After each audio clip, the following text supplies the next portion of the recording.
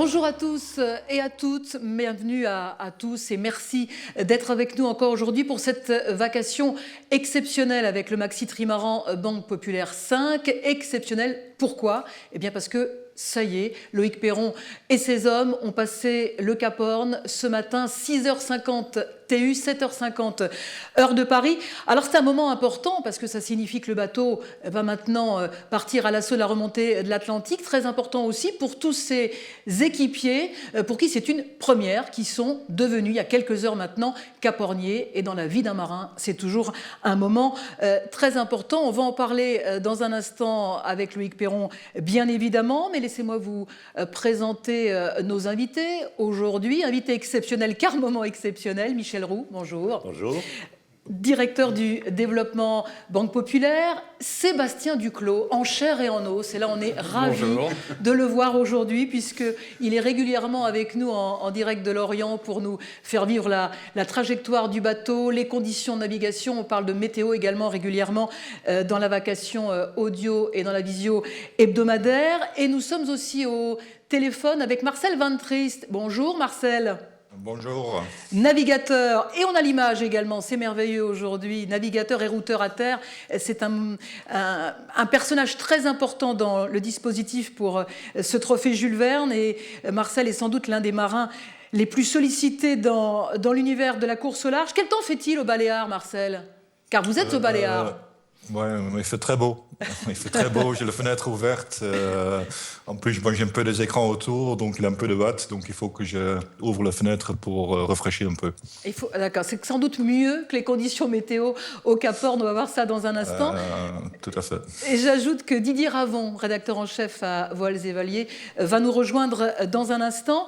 Sébastien Duclos, comme chaque jour, nous allons lancer la cartographie pour voir où se situe le bateau exactement. Je le disais, le Maxi Trimaran a franchi le Cap Horn ce matin à 7h50 heure de Paris, 6h50 TU. Comment ça s'est passé?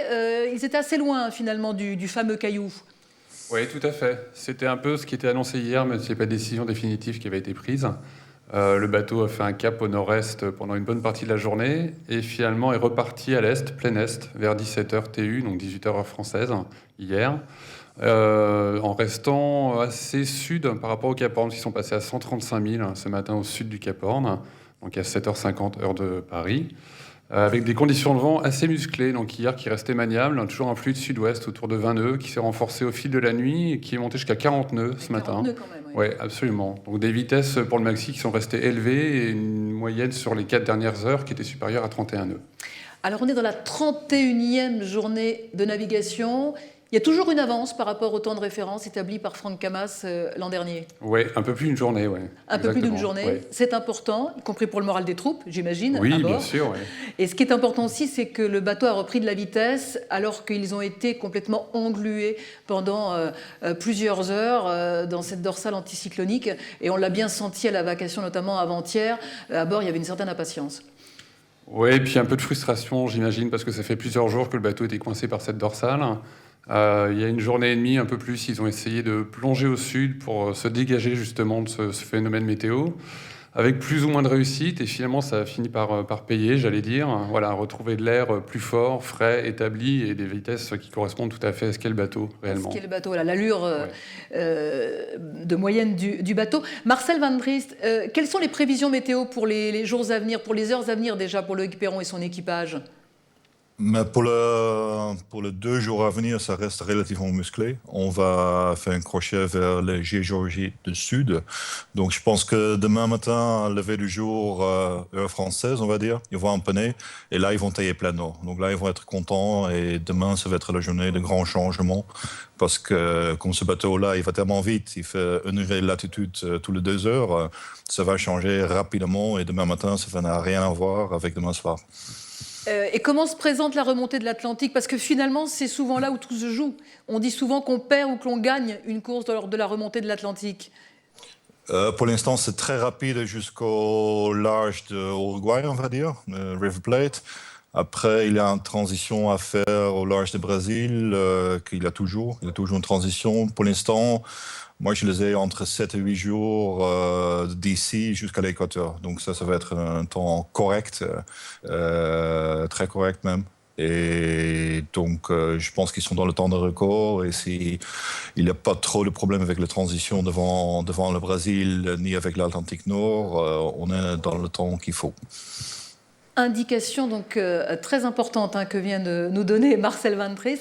Est-ce que les glaces sont derrière nous maintenant, Marcel? Ou pas encore? Pas encore, malheureusement. Là où c'était clair dans le Pacifique Est, et ça c'est toujours clair là-bas, c'est clair dans le passage de Drake. Là, on commence à s'approcher de Géorgie du Sud. Et moi, j'ai la confirmation qu'au nord de Géorgie du Sud, il y a de nouveau des glaçons. Donc, on essaye de bien empanner avant. J'ai encore quelques images qui vont tomber aujourd'hui dans la journée. Et c'était tout ça la difficulté. Où est-ce qu'on passe au niveau Cap Horn, quoi. Plus proche de Cap Horn, à part le fait que c'est joli, ça nous mettait dans plus d'état de mer, plus de vent fort, des conditions moins maniables pour le bateau, mais dans de l'eau un petit peu plus chaude. Là, on a décidé de passer plus au sud, donc l'eau est un petit peu plus froide, mais les conditions de mer et du vent sont plus maniables. Par contre, on attend le moment pour pouvoir empanner et tailler plein nord, quoi. On peut quand même dire que le Sud n'a pas épargné Perron et son équipage. Autant c'est allé vite dans la descente de l'Atlantique pratiquement sur un bord, ensuite les choses sérieuses ont commencé et ont duré surtout, et ça c'est éprouvant pour un équipage. Mais il avait 3 points... Pardon. Je ne sais pas qui était la question.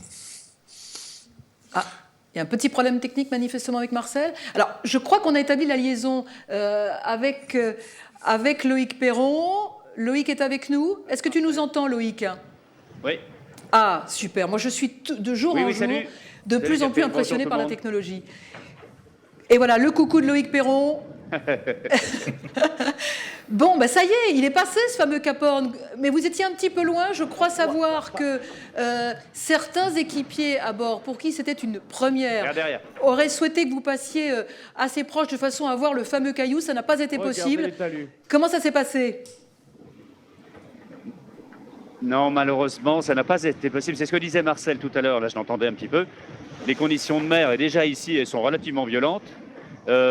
Était forcément pire parce que quand on arrive près du Cap Horn, il y a, comme quand on arrive tout près de terre, évidemment, il y a des plateaux, il y a des hauts fonds et ça remonte brutalement. Il y a 4000 mètres de fond, à peu près 100 000 avant le Cap Horn, et puis brutalement, ça remonte à 200 mètres, voire même 150 mètres, près d'une petite île qui s'appelle Diego Ramirez. Alors j'aurais bien voulu faire visiter tout ça à nos jeunes impétrants qui étaient là, mais enfin voilà, ils sont tous ravis, ils sont tous caporniers, ils sont tous en train de faire pipi au vent comme des jeunes chiots au pied d'un lampadaire. Parce qu'ils ont le droit maintenant, ils ont le droit maintenant de faire pipi au vent. Et oui, parce que ça, c'est la tradition. Personne ne s'y est risqué, ce qui n'est pas idiot. Ouais, enfin, c'est une tradition complètement idiote d'ailleurs, parce que je ne vois pas l'intérêt de se pisser dessus pour le coup. Pour autant, sous prétexte qu'on a passé le Cap Horn. Vraiment. Alors Loïc, Michel Roux, qui est directeur du développement Banque Populaire, est avec nous. Et justement, il avait une question à poser relative à ces traditions en mer au moment du passage du Cap Horn. Bonjour Loïc. Il y a une belle vague derrière. Bonjour Michel, ça va bien? Le mythe du banquier va tomber, mais j'aurais bien aimé faire pipi avec vous. Bon. En tout cas, bravo pour Si vous êtes gentil, on peut se la montrer. Moi, c'est une corolle.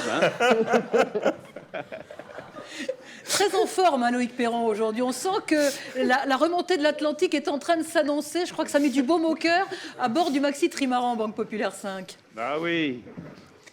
Mais oui, regardez la bonne tête d'un bon Suisse qui rigole, notre bon Yvan Ravussin. Yvan Ravussin. Assistant en chef de Kevin. Et puis là-bas, c'est pas une bonne tête d'anglais, ça, qui s'est rasé sa moustache, notre Brian. No more Movember, no more moustache. Oh là. Vous êtes quand même passé très très vite au large du Cap Horn. Sébastien Duclos nous expliquait ça en détail il y a une minute. 30 nœuds en moyenne, ça va vite quand même, ça file vite, on n'a pas le temps de voir grand-chose. Oui, là il est vrai que les garçons me faisaient la remarque, j'étais un petit peu plus, ou du moins on attaque un petit peu plus qu'il y a une semaine ou 10 jours. Vraiment, parce qu'on n'a plus qu'une seule journée d'avance maintenant. Il faudrait un petit coup de sopalin, les enfants, s'il vous plaît. Ah oui, voilà. On n'a plus qu'une journée d'avance, c'est des brouettes, donc faut attaquer. Alors on est sous string. Peut-être que Kevin va vous montrer un peu le plan de voilure, sans trop se mouiller. Le petit bonhomme, vas-y, va devant. Regardez, voilà. Devant, là-bas, on voit rien. Il y a une toute petite grand voile pour l'instant. La grand voile est à 3 riz, parce qu'il y avait 40 nœuds de vent il y a quelques heures. Et on va bientôt, vraisemblablement, larguer ce riz. Je te suis. Voilà. Et on va aller à côté du barreur. Voilà. On y est. Et là, on a le string ainsi que la trinquette. Et donc, sous ce plan de voilure-là, on va vite. Et c'est l'amiral Chabagny qu'on reconnaît à peine derrière son home de chevalier. Regardez, il est là, il est fier. Il est fier, il va nous emmener dans une grosse vague toute pentue. Et oh là, attention. Et il faut qu'on fasse très attention parce que c'est vrai qu'on est à plus de 30 nœuds de moyenne. Et tout va bien. Celle-ci, elle est énorme. Elle est jolie. Alors Loïc, Didier Ravon nous a rejoint.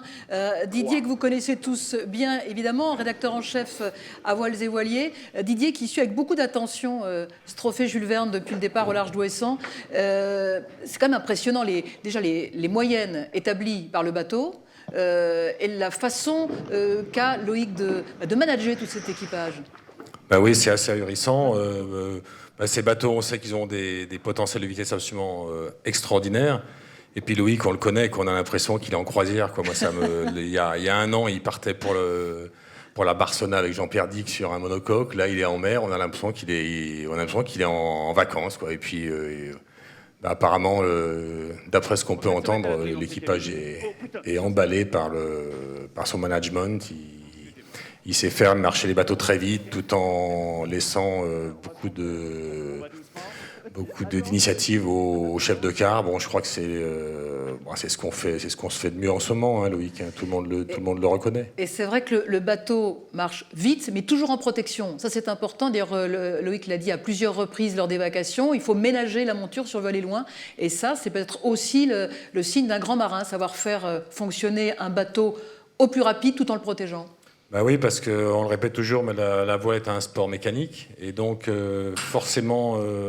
après autant de milles, le bateau a forcément souffert. Et puis, on dit toujours le Cap Horn, c'est la délivrance et tout, mais il y a encore quand même une sacrée route à faire. Et là, ils vont avoir des alizés, le bateau, le gréement est fatigué, les voiles sont fatiguées. Donc, c'est sûr que le rôle du skipper, du boat capitaine et de tout l'équipage, je pense maintenant, ça va être de regarder le chrono, certes, mais aussi de faire très, très attention au matériel. Alors Didier, Loïc est en ligne avec nous, en liaison avec nous, donc je pense que c'est le moment de lui parler. Comment ça va, mon petit Loïc ? Salut Didier, ça va très très bien. Bah écoute, je vois ça. On va passer les vacances, ni même faire de la croisière. Ouais, exactement. Bon, une croisière un peu rapide, hein, tu me diras, mais... Non, écoute, je voulais savoir, est-ce que vous avez déjà un petit peu... On a eu Marcel, mais est-ce que les routages que vous avez sont plutôt favorables j'allais dire autour de l'équateur? C'est déjà, j'imagine qu'avec Juan, vous avez pas mal regardé les choses. Toi qui en es à sa énième remontée de l'Atlantique après le Horn, qu'est-ce que tu en penses? Alors, en tout cas, ça risque d'être la plus rapide que j'ai jamais faite, vraisemblablement, en tout cas, jusqu'ici. Mais oui, apparemment, d'ici l'équateur, ça sente pas mal, ce que expliquait Marcel. Là, pour l'instant, on est encore vraiment dans le froid. Là, il y a un grain de pluie qui arrive vraiment glacé, qui arrive directement d'Antarctique. On était par 62 sud hier. On a fait exprès. On a poussé le bouchon juste exprès pour que chaque marin à bord puisse marquer 62 sud sur son petit fascicule. Comme ça, ce sera fait. Et donc, la remontée jusqu'à l'équateur, oui, ça risque d'être pas mal. A priori, on est vraisemblablement dans des temps meilleurs que ceux de Franck et son équipage il y a 2 ans. Et on l'espère, vraisemblablement meilleur que le temps absolu Horn-Équateur détenu par Bruno, par mon grand frère, tout simplement. D'accord. Donc comment ça se passe là? Vous avez on voit que c'est encore bien musclé, mais demain vous avez fait une petite journée un peu, on va pas dire break, mais un peu spéciale pour Noël, avec de l'avance, le temps qui se calme, le routage qui a l'air plutôt bon. Comment ça se présente? Tu vas changer un peu les choses ou c'est... Ça va pas être le cas. Non, on va attaquer, on va continuer à attaquer, mais en fait ça va mollir toute la journée pour nous ici. Ça va se renforcer dans la nuit, en fin de nuit, au passage juste dans le nord-ouest d'une dépression qui stationne là-bas quasiment centrée sur sur... comment ça s'appelle là-bas déjà? La Géorgie du Sud. Évidemment, on en parle depuis des jours et des jours. C'est le problème, hein. Avec Alzheimer, on se fait des amis tous les jours, c'est une bonne nouvelle. Mais après, une fois qu'on a empanné, c'est vrai, là, on va faire du nord, la chaleur qui va revenir. On va enfin pouvoir enlever les couches. Bon, bah, écoute, parfait. Écoute, moi, ce qui m'arrangerait vraiment pour Volts et Volets, pour le numéro de février, là, qu'on va boucler après les fêtes, c'est que tu arrives autour du 6-7, ça serait parfait. Parce que comme ça, on a prévu déjà la pagination, la couve, donc petit message personnel, voilà. Bah, écoute, fais au mieux. C'est prévu. C'est prévu pour ça. Et normalement, je crois que vous vouliez parler à notre ami Kevin. Alors, il faut que je cadre maintenant. Exactement, on va faire une C'est à toi petite de poser dans le manipulation. poste, Loïc va prendre la caméra, Kevin va passer devant Voilà la qui est caméra. fait. Et pourquoi Kevin Escoffier? Parce que, Il ça va y aller. est, il est capornier, Kevin. Donc j'imagine que tout ça a été fêté à bord. Et je sais qu'il y avait une certaine impatience. Tous voulaient absolument le voir, ce rocher. Donc Kevin va nous raconter. Est-ce qu'on a... Kevin, je pense que oui. Est-ce que tu nous entends, Il est là. Oui, Kevin oui, Escoffier? il est là, il est là. Oui, très bien. Je vous entends très bien. Eh bien, nous aussi, ça tombe bien. Alors, ce Cap Horn, moment d'émotion, j'imagine, pour toi et pour tous ceux pour qui c'était Moi, une je vais vous première. dire la vérité, je me suis... Oui, non, mais c'est vraiment... C'est un moment... je pense que dans la vie d'un marin, c'est comme une légende, le Cap Horn. Après, je pense qu'on le savourera d'autant plus à Brest quand on aura également battu le record, parce que c'est vrai que, comme disait Loïc, il y a encore des conditions musclées. On est encore tourné vers l'avant et vraiment à accroître notre avance.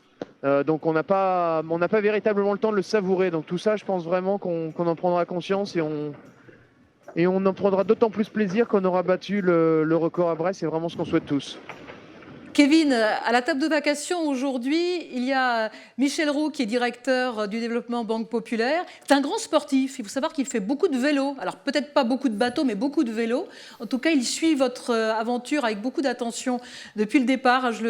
Régulièrement, on vous voit lors des vacations. Donc j'imagine que vous avez envie de partager un petit moment avec Kevin Escoffier. Oui, d'abord, le féliciter parce que le Cap Horn, c'est comme l'Everest chez les montagnards, hein.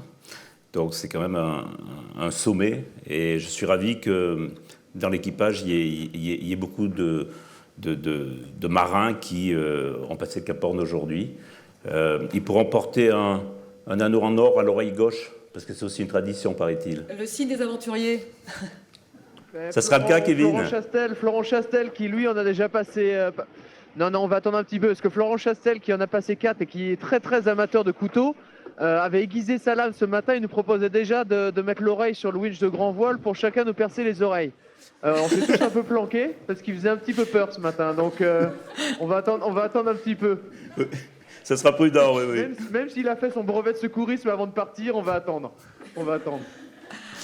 Autrement, la vie à bord, Kevin, ça se passe toujours bien. L'entente est parfaite, la nourriture est bonne, vous arrivez à dormir, tout va bien. La nourriture est vraiment très bonne. Je pense sous la houlette de voilà, poser, ça a été l'avantage un petit peu du Pacifique. Ça a été l'avantage du Pacifique très calme, de la deuxième moitié de Pacifique très calme, c'est qu'on a bien pu se reposer. Et là, je pense que le bateau, on a pu vérifier un petit peu tout contrôler sur le bateau. L'équipage est reposé pour attaquer vraiment la remontée de l'Atlantique Sud puis Nord. Donc manifestement, tout va bien à bord. Ce que je remarque aussi, c'est que Loïc Perron est non seulement un bon skipper, un bon manager, mais aussi un bon caméraman, parce que l'angle était parfait, décidément, il n'y a aucun défaut, ce Loïc Perron. Il va peut-être se recycler, devenir journaliste, je ne sais pas, dans une nouvelle vie. Non, merci.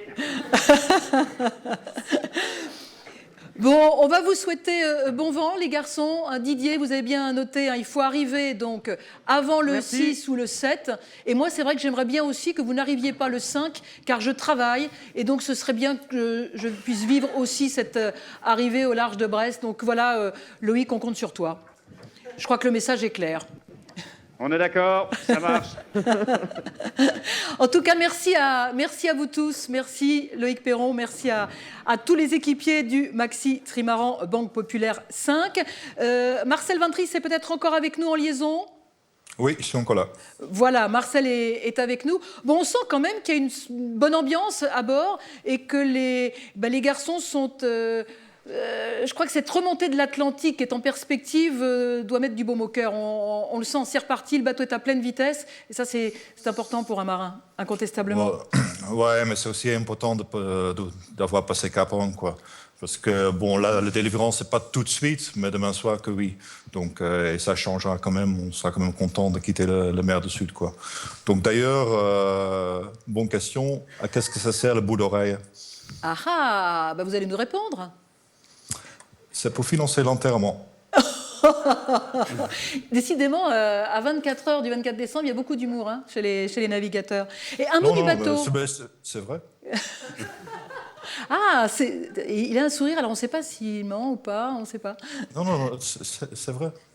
C'est vrai. Marcel, une question sur le bateau, parce que vous le connaissez bien ce bateau, puisque vous étiez à bord pour le record de l'Atlantique Nord. Là, il établit quand même de magnifiques moyennes depuis le départ au large d'Ouessant. Il est à plein potentiel. Est-ce que les conditions sont vraiment optimales pour ce type de bateau ? Le bateau peut aller beaucoup plus vite. Le seul truc qui freine le bateau vraiment, c'est l'état de la mer, quoi. Et c'est ça la grande différence avec l'Atlantique Nord, que c'est un record court et on était sur une mer extrêmement plate. Et ça, c'est très rare de rencontrer dans le Pacifique, étant sud. Donc, c'est le moyen maintenant de 31, 32 nœuds. C'est très bien, mais le bateau, s'il ne fait pas de mer, peut aller beaucoup plus vite. Mais ils sont très conscients de la nécessité d'arriver, quoi. Donc il garde vraiment la monture et je pense que c'est plutôt dans les eaux plus chaudes éventuellement où il peut aller un petit peu plus vite, quoi. Mais bon, là pour l'instant on est dans le temps de record, c'est même pas impossible de s'approcher des 45 jours si tout va bien, si la transition se passe bien. Didier, une question à Marcel Van Triest. Oui, bonjour Marcel. Dis-moi, je voulais savoir, tu as dû passer quelques jours difficiles toi aussi, parce que quand la météo est pas bonne et difficile avec cette dorsale dont vous n'arrivez pas à vous débarrasser, j'imagine que tu as été très sollicité. Comment ça se passe les échanges avec Loïc ou avec Juan Villa? C'est-à-dire que vous avez des points tous les jours, quotidiens, vous avez des points par mail. Comment vous échangez en ce moment pour affiner la stratégie et la navigation? Surtout par mail. Et ça, c'est un flux continu, je veux dire. Moi, je regarde surtout plus loin qu'eux pour éviter le piège ou le cul-de-sac dans 4, 5, 6 jours, quoi. Donc là, quand eux étaient occupés avec le dorsal, de toute façon, moi, je peux rien faire. Moi, j'étais déjà préoccupé à quelle distance on va de Cap Horn, est-ce qu'on tire vers la Géorgie du Sud, où est-ce que ça nous met par rapport de transition d'anticyclone au large du Brésil, etc., quoi. Là, vous regardez derrière moi, je suis dans l'Atlantique Nord déjà, en train de penser un peu où est-ce qu'on peut passer, où est-ce qu'il faut se positionner plus long terme à l'approche de l'équateur, quoi. Toujours un temps d'avance, évidemment, Marcel Van Triest. Merci beaucoup, Marcel. Joyeux Noël aux Baléares, sous le soleil des Baléares, avec la fenêtre ouverte, manifestement. En tout cas, à bientôt. Oui, à bientôt. À très, très bientôt. Merci Didier Ravant, rédacteur en chef Voiles et Voiliers. Merci aussi à vous, Michel Roux, directeur du développement des banques populaires. On ne va pas se quitter comme ça. On va regarder des images, de magnifiques images, des images de glace. C'est tout de suite.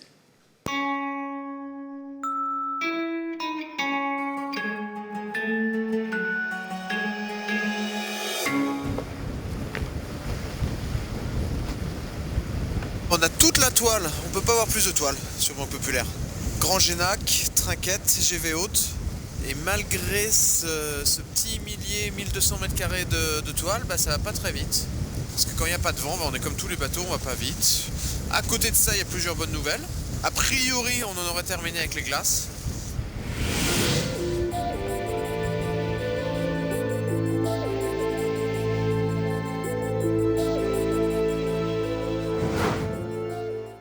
Ce matin, c'est GV Henry Solent et on s'apprête à renvoyer la grand voile haute. Soleil, un peu froid mais soleil. Et on s'oriente vers le fameux et renommé iceberg B15G. Ah là, tout le monde sur le pont quand il s'agit des icebergs. Hein. Alors je sais pas si vous réussissez à les voir. Mais là...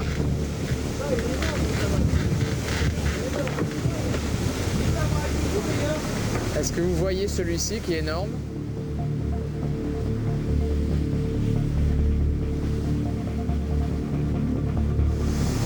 Tous ces petits points, ce sont tous les icebergs. Là, on voit l'Antarctique qui est ici.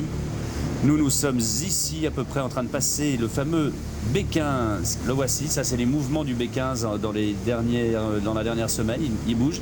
Et ça, ce sont tous ces enfants, tous ces bébés. Il y a une zone immense dont il faut faire le tour. Un gros glaçon, Kevin, dessous. Alors, c'est jamais facile à filmer, hein. Et celui-ci, il est quand même... c'est quand même du lourd. On est passé juste à côté d'un growler également. Et vous pouvez voir tous les petits growlers là. Je sais pas si vous voyez, regardez là, top, top. Il y en a partout. Ils sont dans l'axe du vent, sous le vent du gros. Et derrière, c'est l'iceberg dont on vous parlait, on vous ressassait. On vous ressassait avec ça. L'iceberg qui fait la taille de Belle-Île. Vous voyez derrière qu'il y a des petites taches noires. Et celui-ci, c'en est un qui s'en est détaché. Qui est tout aussi gros.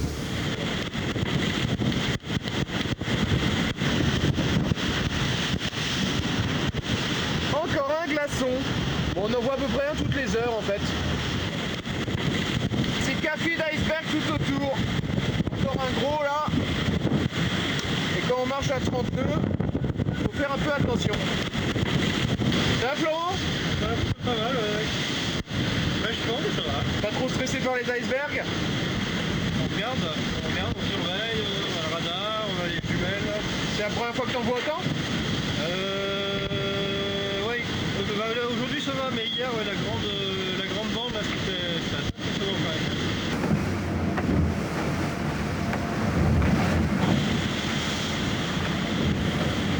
C'est vraiment impressionnant la vitesse à laquelle les conditions changent. Avec le soleil, il y a de la visibilité, donc c'est un petit peu moins stressant. Par contre, le stress va remonter un petit peu, parce que cette nuit, ça va être pareil. On va passer dans des zones d'iceberg, donc on va encore avoir le droit à la vigilance radar. Ici, on voit pas bien, mais ici, il y a un iceberg, là, sur ce petit spot-là. Et donc, on décide de virer pour éviter tout problème. Bon, Archab, on vient de voir Pim là qui était au radar, toi, c'est quoi? C'est quoi ce que tu as dans la main? Il y a un petit amplificateur de lumière là. Et donc ça marche super bien là, parce qu'il y a un tout petit peu de luminosité, donc ça permet de voir la mer et notamment les growlers qu'on cherche. Regardez, là on a les barreurs. Là c'est la version sans amplificateur. Voilà. On y voit, regardez. Comme en plein jour.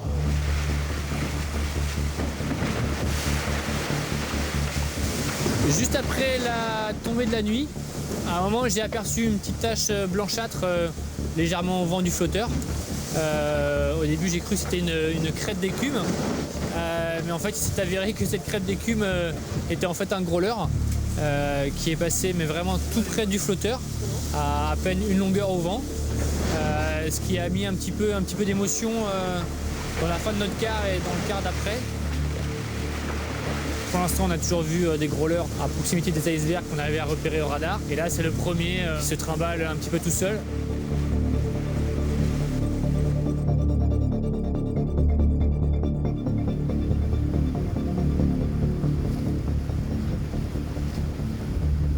On a eu des 50e plutôt calmes et puis même les 60e sont calmes. Ça fait quoi, 3 jours je crois qu'on porte toute la toile, grande Genaker, grand voile haute.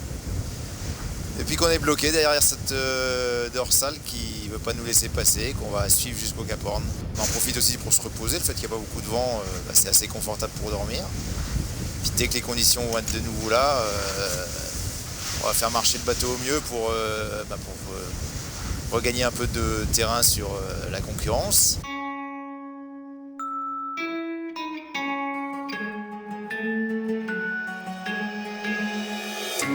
Magnifiques images signées Kevin Escoffier, magnifiques images de ce bateau qui file quand même à 30 nœuds avec des icebergs en vue, et on a bien remarqué la sérénité inébranlable de Loïc Perron.